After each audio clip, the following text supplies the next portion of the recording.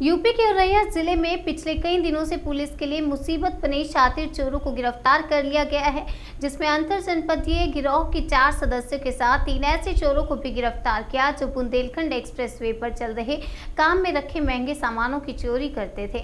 ये गिरोह व्यापारियों के पास जाकर अनोखे तरीके से उनका विश्वास जीतकर लाखों का सामान चोरी कर लेते थे। शातिर गिरोह के पास से बुंदेलखंड एक्सप्रेसवे पर चल रहे काम में प्रयोग किए जाने वाले सामान भी बरामद हुए हैं। इन सामानों की कीमत लगभग 20 लाख रुपए बताई जा रही है।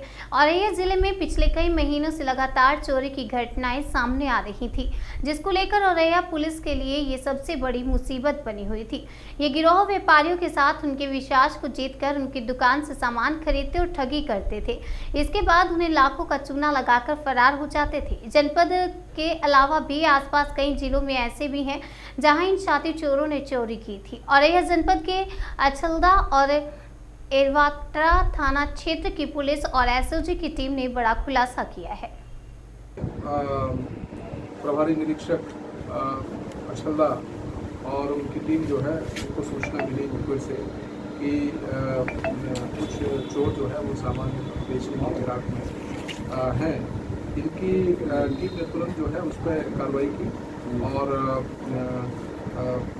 उस जो लोग थे उनको गिरफ्तार किया और उनके कब्जे से इनको करीब 2 टन जो है वो शरिया बरामद हुई है। पूछताछ में ये बात प्रकाश में आई कि इनके थाना क्षेत्र से बुंदेलखंड एक्सप्रेस में जो अभी निर्माणाधीन है ये गुजरता है और उसमें बहुत सारा लोहे का सामान जो है वो इन लोगों ने चोरी किया हुआ है और उसको ये लोग बेचने की फिराक करके विगत दिनों भी उन्होंने वही सरिया चुराने की एक एफआईआर हमारे अछलदा थाने में दर्ज थी और भी एक एफआईआर दर्ज है। तो इन्होंने सभी घटनाओं को कबूल किया है और इनके कब्जे से 2 टन जो सरिया प्राप्त हुई है उसकी अनुमानित लागत लगभग 1 लाख रुपए की है और ये बहुत अच्छा वर्क है पुलिस का और इस क्षेत्र में बड़ी राहत की सांस ली गई है और इनको न्यायिक हिरासत में मिल गए।